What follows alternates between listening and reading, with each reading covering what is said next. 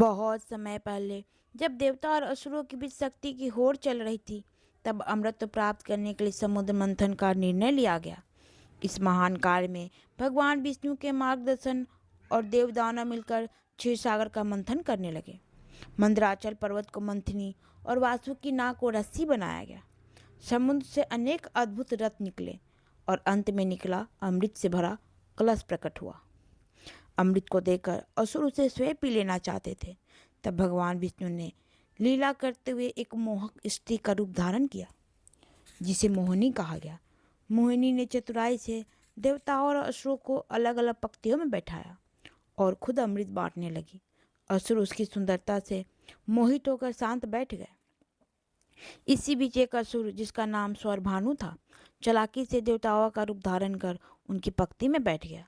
वह चुपके से अमृत पीने लगा, परंतु उसकी यह कपटपूर्ण चाल छिप न सकी। सूर्यदेव और चंद्रदेव ने उसे पहचान लिया और मोहिनी को संकेत दिया।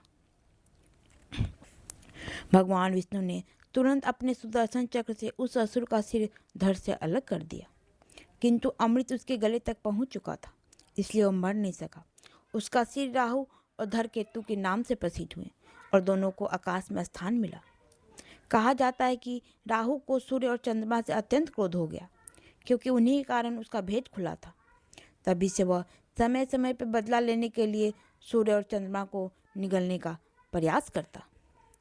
जब वो चंद्रमा को पकड़ लेता तब पृथ्वी से में चंद्र ग्रहण दिखाई देते, परंतु राहु के पास केवल सिर है, वह चंद्रमा को अधिक देर रोक नहीं पाता और कुछ समय बाद चंद्रमा पूर्ण प्रकाशमान हो उठता।